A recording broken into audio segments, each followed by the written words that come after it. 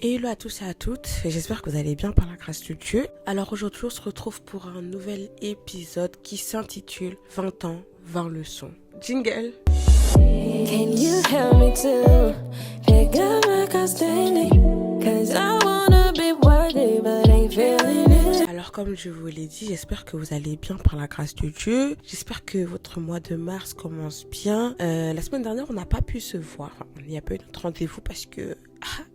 Quand je vous dis gérer ministère, études, plus servir à l'église, ça demande énormément d'organisation. Et en plus j'avais des galops d'essai pour ceux qui sont en droit, vous voyez de quoi je parle. Hein. Donc ouais, c'est un peu chaud. Bon, si vous entendez un peu du vent et tout, c'est parce que je suis presque dehors. Donc voilà. Mais ouais, c'était un peu chaud. Mais nous, on se retrouve cette semaine. Et du coup, l'épisode qui était censé être posté la semaine dernière sortira la semaine prochaine. Nous, en tout cas, on se retrouve aujourd'hui pour que je puisse vous exposer 20 leçons que j'ai apprises en ces 20 ans d'existence, parce que oui, j'ai 20 ans. J'ai fêté mes 20 ans ce dimanche 16 mars. 20 ans, il y en a qui se diront que c'est pas énorme. Enfin, t'as 20 ans, qu'est-ce que tu veux nous apprendre? Mais en 20 ans, je peux vous dire que j'en ai vécu des choses.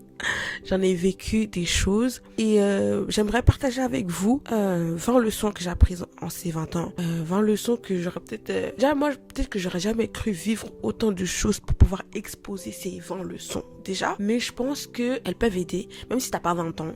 Même si t'as 15 ans. Je pense que ces 20 leçons peuvent t'aider à mieux voir demain, mieux agir et mieux vivre aussi. C'est ça le but en fait de Bienvenue chez Zoé. C'est de vous faire accepter la vie que Dieu a pour vous, pour que vous puissiez vivre cette vie qu'il a pour vous. Donc je pense, j'espère, je prie le Seigneur et je crois surtout que ces 20 leçons édifieront plus d'une personne, que ce soit garçon, fille. De toute façon, je vous l'ai déjà dit, Bienvenue chez Zoé, c'est pas que pour les filles. C'est un garçon, t'es le bienvenu, mais les bras ouverts que je t'accueille, que Dieu t'accueille. Donc voilà, sans plus tarder, on va commencer en fait avec ces 20 leçons. On va commencer, en tout cas, sachez que je suis trop contente. La première leçon que j'aimerais partager avec vous, vous donner, c'est apprendre à connaître la place que tu as dans la vie des personnes qui t'entourent et reste-y. T'as compris? Apprends à connaître la place des personnes qui t'entourent et reste-y. Ce que je veux dire par là, c'est que souvent, on met une personne à haut échelon, à haute estime dans notre cœur, dans notre vie, alors que la personne en face ne nous estime pas autant, ne nous élève pas forcément autant que comment nous l'élevons, comment nous l'estimons. Et le problème dans ça, c'est que quand toi tu l'estimes, je sais pas moi, à 70% et que la personne en face t'estime à 20%, comme toi tu l'estimes à 70%, tu vas croire qu'elle aussi t'estime à 70% et avoir des comportements, des attitudes et des paroles qui pour elle seront déplacées et elle se dira mais elle se prend pour qui? C'est pas ma meilleure amie, hein, c'est une connaissance. Alors que pour toi, de l'amour que tu lui donnes et de l'estime que tu lui donnes, pour toi c'est logique en fait. Et du coup, pour elle, t'es en train de dépasser les limites, alors que pour toi, t'es dans ta zone de confort. Donc, le conseil que j'aimerais donner à plusieurs d'entre nous, parce que plusieurs d'entre nous ne connaissons pas la place que nous avons dans la vie des gens. On estime que si nous on a mis autant, qu'on estime autant cette personne, automatiquement, elle aussi nous aime autant et nous estime autant, alors que pas du tout. Pas du tout. Apprenez à regarder, observer comment la personne vous considère, comment la personne se comporte avec vous, comment la personne vous estime, comment elle vous respecte, comment elle est avec vous en fait et comment elle parle de vous, que vous soyez là ou pas là, et ensuite restez à la place qu'elle vous a donnée. Si vous sentez que la personne vous met à une haute estime où elle vient se confier à vous, elle parle avec respect de vous, elle vous respecte, elle vous aime et vous donne cet accès à son intimité, là restez à cette place là et comportez-vous comme une personne qui fait partie du cercle restreint de cette personne. Mais si vous voyez que la personne ne vous parle jamais de ses projets, ne vous parle jamais de sa vie, ne se confie jamais auprès de vous, que quand vous êtes là, vous n'êtes pas là, elle s'en fout, pour elle c'est la même chose, restez aussi à cette place-là. Parce que ça va vous éviter beaucoup de blessures, beaucoup de déceptions, parce que vous allez vous dire comment elle a pu me faire ça, ne pas me parler de ci, ne pas me parler de ça, comment elle a pu faire ça derrière mon dos, comment ça se fait que quand je suis pas là ça les dérange pas. Et ça a été une erreur que j'ai faite, beaucoup aimer les gens et penser que les gens m'aimaient autant que moi je les aimais. Ça, et je peux vous dire que je n'ai pas pleuré, mais en tout cas ça m'a bien fait mal. Donc apprenez vraiment à faire ça, et j'aurais aimé moi apprendre. Bon, si je l'aurais pas fait, je n'aurais pas appris cette leçon et je serais pas la femme que je suis aujourd'hui par la grâce de Dieu. Donc apprenez vraiment à connaître la place que vous avez dans la vie avez des personnes qui vous entourent, que ce soit votre mère, votre père, vos frères, vos soeurs, cousins, cousines, partout, famille, pas famille, apprends à connaître la place que tu as dans la vie de ces personnes et reste-y. Parce que souvent, c'est les personnes qui ne connaissent pas leur place qui débordent. La deuxième leçon que j'aimerais vous donner, c'est on ne t'aimera pas ou on ne te considérera pas comme tu aimes ou considères. Et ça rejoint le premier conseil. Vous savez, des fois, et ça a été une erreur que j'ai faite, j'ai beaucoup aimé des personnes, j'ai beaucoup considéré des personnes, que ce soit de ma famille ou de dehors, surtout de ma famille. En fait, ce qui m'a fait le plus mal, c'était de ma famille. J'ai beaucoup considéré, j'ai beaucoup aimé des personnes, et ces personnes, en retour, il n'y avait pas de retour tout court. C'est-à-dire que moi, parce que j'aimais, j'étais là, et en retour, rien. Absolument rien. Je pensais qu'on m'aimait autant que j'aimais. Je pensais qu'on me considérait autant que je considérais. Et même dans ma famille, je vous dis, c'est dans ma famille que ça m'a fait le plus mal. Parce qu'on me l'avait fait au collège. Quand je vous raconterai mon témoignage, vous saurez. Mais... et dans ma famille aussi, on me l'a fait. Mais une personne de ma famille, je ne vais pas dire qui c'est. Mais bon, vous connaissez les clichés, la famille du côté du père, c'est toujours elle est belle là, ouais. Et moi je la confirme, cette réputation, cette rumeur. Et du coup, j'ai beaucoup aimé, j'ai beaucoup considéré. Et en retour, il y avait rien. Et des fois, on se dit que autant on aime quelqu'un, autant on sera aimé de cette personne, mais ça c'est faux. Ça, c'est si on vivait dans un monde utopique, parfait. En fait, ce serait parfait si on vivait comme ça, mais malheureusement, on vit pas comme ça. Malheureusement, le monde n'est pas comme ça. Et on vit dans un monde où tu peux aimer une personne à 1000% et la personne en face, elle ne t'aime même pas du tout. Troisième conseil que j'aimerais donner, et c'est ce n'est pas tout le monde qui va t'aimer. Ce n'est pas tout le monde qui va t'aimer. Ce que je veux dire par là, c'est que ça ne sert à rien de chercher l'amour de tout le monde. Et chercher l'amour de tout le monde ne mène à rien. Parce que si tu cherches l'amour de tout le monde, ça veut dire que tu cherches à plaire à tout le monde. Et on ne peut pas plaire à tout le monde. Ok ? On peut s'apprécier, on peut se respecter, mais ce n'est pas tout le monde qui va réellement t'aimer. Ce n'est pas tout le monde à qui tu vas plaire. Parce que si tu plais à tout le monde, si tu cherches à plaire à tout le monde, tu ne cherches plus à plaire à Dieu. Si tu cherchais l'amour de tout le monde, ma chérie, mon chéri, s'il te plaît, focalise-toi sur l'amour de Dieu. Le plus important, c'est que Dieu t'aime. Et les personnes qui t'aimeront parce que tu cherches à être aimé de Dieu et à ressembler à Dieu. Point. Ok ? En plus, l'amour des hommes, il est éphémère. L'amour des hommes, il se base sur des faits, sur des dires. La quatrième leçon que j'aimerais te donner est connais ton état de santé, c'est essentiel. Ce que je veux dire par là, de mon expérience, et même en général, c'est super important, connais ton état de santé. C'est tellement, tellement important. C'est important déjà pour toi, pour que tu puisses te connaître. Parce que quand on dit, apprends à te connaître avant d'apprendre à connaître les autres, ça fait partie de apprends à te connaître. Fais régulièrement des check-ups. En fait, l'état de santé, c'est hyper important. On parle de la santé spirituelle et mentale, mais l'état physique aussi c'est important. Il y a des gens, ils ont des maladies, et depuis 5-6 ans, ils traînent avec ça, ils savent même pas. Donc je vous invite à tous et à toutes, aller régulièrement chez l'ophtalmo, aller régulièrement chez le dentiste. Une fois par an, tu sais que, allez, bim, je me fixe tous mes rendez-vous, dentiste, ophtalmo, prise de sang. En fait, ça fait pas de mal. Ça fait un bon petit check-up, tu connais ton état de santé. Dans le meilleur des cas, t'as rien. Et dans le pire des cas, t'as quelque chose, mais au moins, tu sais que t'as quelque chose. Et demain, t'auras des enfants, je te le souhaite, si c'est ton souhait aussi. Si ce que t'as, c'est héréditaire, faut que tu saches déjà pour mettre en place des choses, s'il y a des choses à mettre en place, ou juste être en connaissance de cause que je peux avoir des enfants malades ou potentiellement pas. Le cinquième conseil que j'aimerais donner, pourquoi je dis conseil ou raison alors que c'est des leçons? Bon, c'est pas grave. C'est les personnes qui te soutiennent dans les périodes les plus difficiles de ta vie ne seront pas forcément celles à qui tu t'attends. Est-ce que tu m'as bien entendu? La vie est faite de combats. La vie elle-même est un combat. C'est-à-dire qu'il y aura des moments où tu seras bien, des moments où tu seras pas bien. Et dans les moments où tu seras pas bien, tu vas t'attendre à ce que telle personne t'aide. Et par surprise, ce ne seront pas telle ou telle personne qui vont t'aider. Ce sont des personnes en qui tu n'espérais rien, de qui tu n'attendais rien, et c'est elles qui vont se manifester pour t'aider. Alors que celles en qui tu attendais quelque chose ne seront pas forcément là comme toi tu t'attends, tu vois. Et ça, ça peut être dans la famille, les amis, les machins. Tu seras dans les moments de peine, de difficulté. Ta famille, elle en aura, mais désolé, mais rien à cirer. Et tu vas voir que dans ces instants où ta famille en a rien à cirer de ton cas, de ta difficulté, de ta peine, de ta tristesse, de ta dépression, ce seront tes frères et sœurs de l'église qui vont t'aider, tes collègues qui vont t'aider, tes amis de l'école qui vont t'aider, tes voisins qui vont t'aider, et même d'autres personnes. La 6e leçon que j'aimerais vous donner, c'est ça ne sert à rien de vouloir être un tel ou un tel. Il n'y a rien de mieux que d'être soi-même. Il n'y a rien de mieux que d'être soi-même. Tu ne peux pas être une meilleure personne que être toi-même. Je sais pas comment le dire en fait. Ça sert à rien de vouloir être comme un tel, comme lui, comme elle. Il n'y a pas mieux pour toi que d'être toi. Parce que souvent, on voit chez les autres ce qui est bien et qu'on n'a pas, au lieu de voir déjà ce que nous, on a. Est-ce que tu regardes la joie que tu as, l'amour que tu as, la paix que tu as, la santé que tu as? Il est plus facile de voir ce que les autres ont que nous n'avons pas, plutôt que de voir ce que nous avons que les autres n'ont pas. Alors, la 7e leçon que j'aimerais vous donner, c'est, parce que quand même, il faut parler de Dieu, Jésus est la seule personne sur qui tu peux t'appuyer et te confier sans avoir peur des représailles. On se confie en l'homme, et l'homme, des fois, est raté. L'homme, des fois, juge, l'homme critique, l'homme accable.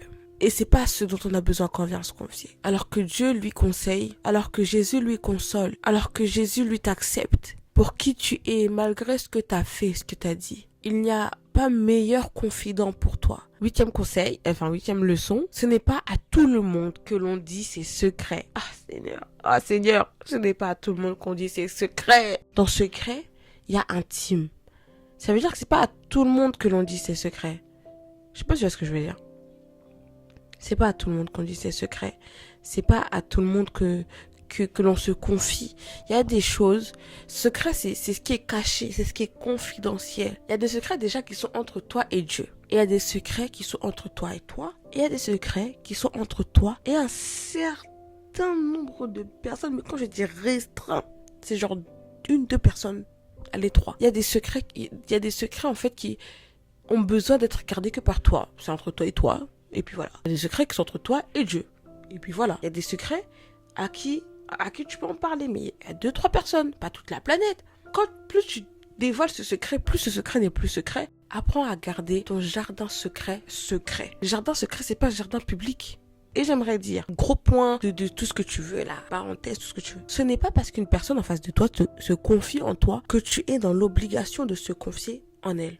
9e leçon. Bon là, je suis un peu trash, mais j'ai écrit, je vous lance clairement ce que j'ai écrit. J'ai écrit: on s'en fout de ce que pensent les autres tant que ce n'est pas à but constructif. Voilà, c'est dit. Il y a des conseils, tu vois, tu prends, tu mets ça au dos, tu lâches le panier. Voilà.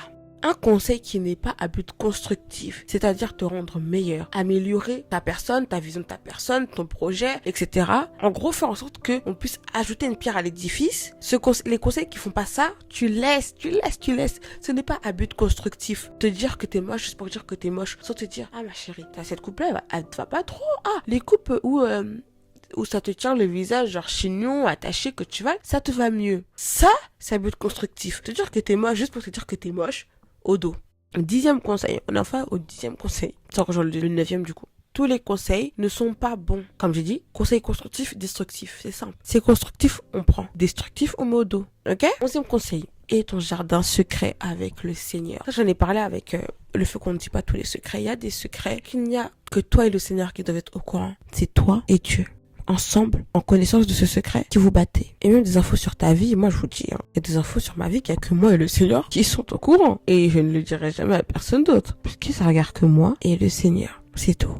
2e leçon, prends soin de toi car personne ne le fera mieux que toi. Prends soin de toi car personne ne le fera mieux que toi. Les personnes viendront à t'aider, viendront à vouloir te faire du bien. Il n'y a personne qui prendra soin de toi comme toi. Tu peux prendre soin de toi. Personne. Et quand je dis personne, c'est personne. Et ça rejoint mon 13e conseil qui est: sois égoïste des fois.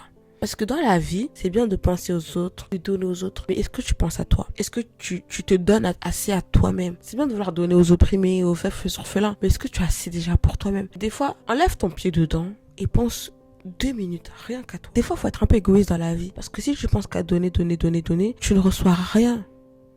Et personne ne te donnera en fait. Et tu ne recevras rien. Parce que déjà tu fais pas ça pour recevoir. Mais alors, encore plus quand t'es avec des personnes qui vraiment n'ont rien à cirer de toi. Tu ne recevras rien. 14e conseil, observe, attends et parle ou agis. Ce que je veux dire par là, c'est que des fois on a tendance à réagir à chaud, parler à chaud. Mais être sage, c'est observer, écouter, attendre la réaction des personnes et ensuite toi réagir et ensuite toi parler. Et ça, c'est quelque chose que j'ai appris en servant Dieu. Observe. T'écoutes, t'observes ce qui se passe autour de toi. Tu attends les réactions autour de toi. Et ensuite, toi, tu agis. Ensuite, toi, tu parles. Réagir trop à chaud, c'est un manque de sagesse. C'est un signe de manque de sagesse. Alors que observer déjà ce qui se passe autour de toi. Écouter les réactions, écouter ce qui se dit. Attendre les réactions. Et ensuite, agir fait de toi une personne sage. Et ensuite, parler fait de toi une personne très, très sage. Amen. 15e conseil, reste fidèle à toi-même. Reste fidèle à toi-même. Reste fidèle à tes principes. Reste fidèle à tes valeurs. Si tu t'étais dit que tu ne coucherais avec personne jusqu'au mariage, c'est pas parce que Jean-Jacques vient te raconte 2-3 belles phrases qui sont même pas belles au final que tu vas te donner. Non, reste fidèle à tes principes. Si tu t'étais dit que jamais de la vie tu feras un tatouage et là t'as une meilleure amie qui te dit viens on fait un tatouage en commun. Non, reste fidèle à tes principes. Si tu t'étais dit que jamais tu boirais d'alcool et là tu vas à une fête avec des amis parce que t'as le droit de sortir. Bon, pas aller en boîte de nuit, ni aller dans les soirées bizarres. Mais tu fais, je sais pas moi, un mariage avec une copine, il y a du champagne, il y a de l'alcool, etc. Tu dis non, bois un peu. Non.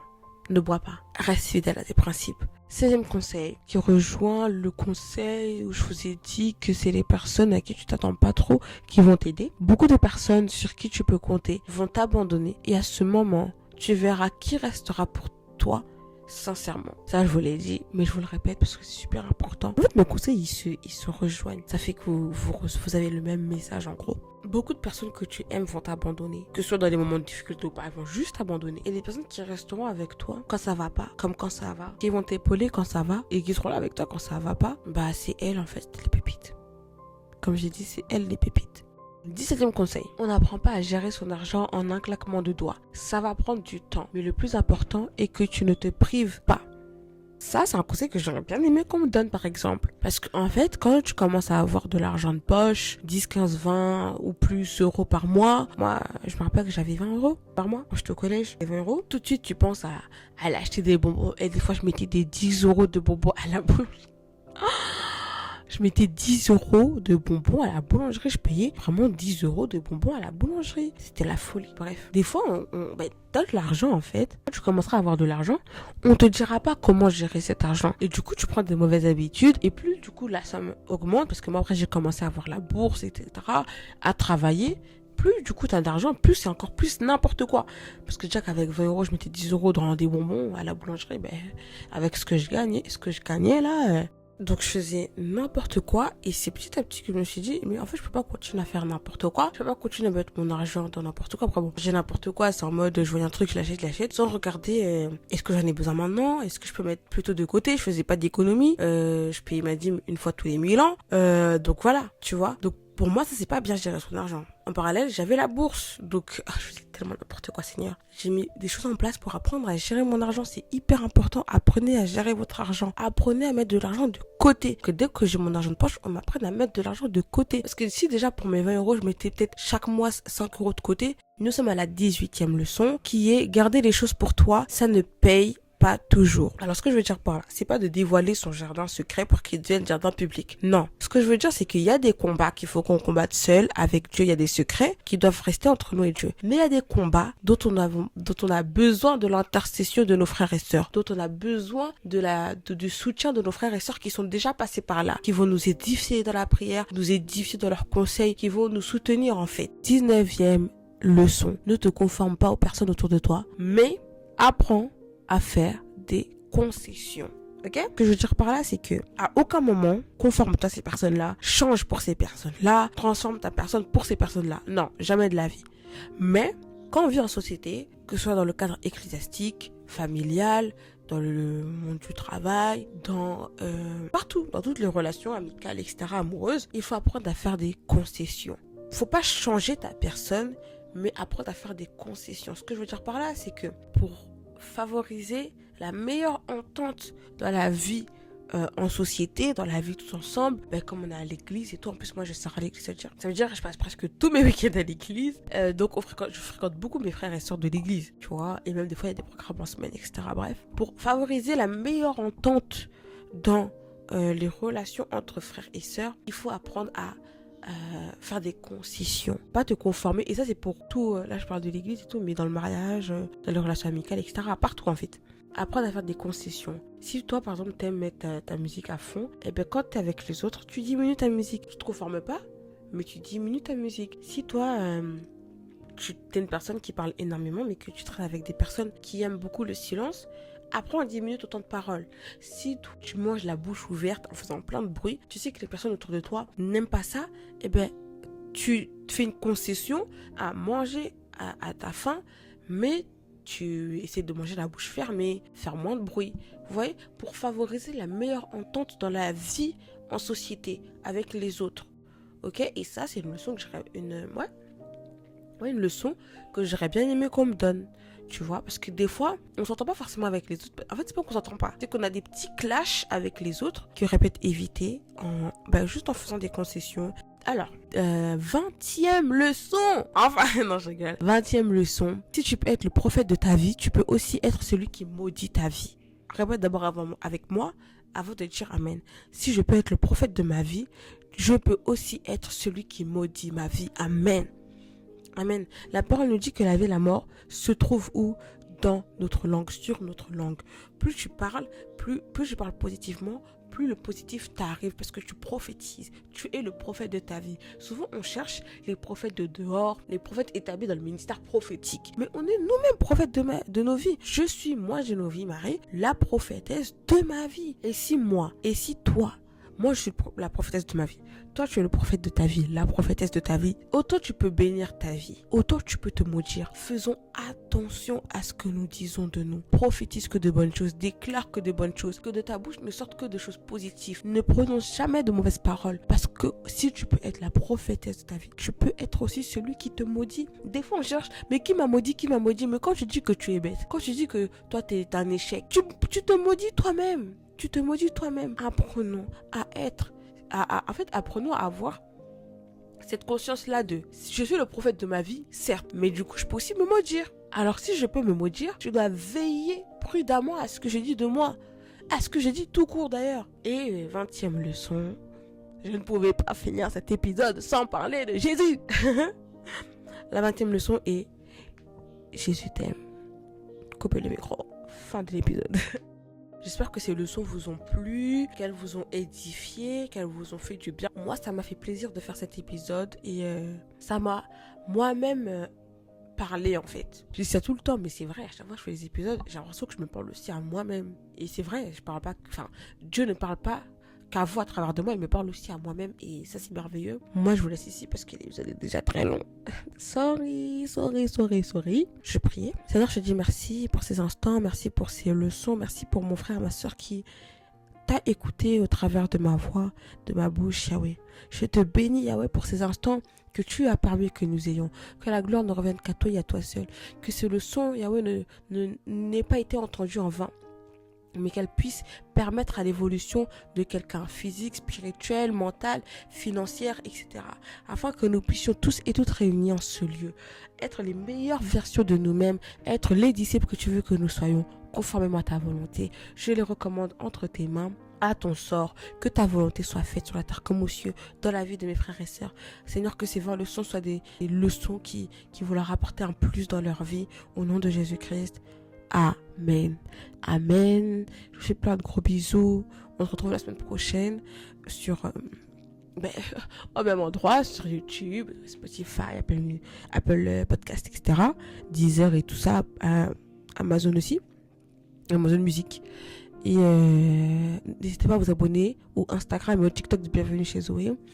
Moi, je fais plein de gros bisous. Et là, l'enregistrement, il est super long. Mais je vous fais plein de gros bisous. Je vous aime de tout cœur. Et bye bye quoi. Bye bye. And I let it how to be faithful to you. Cause I never wanna hear you say I never knew you. If I'm being honest, at times I have to try my hardest.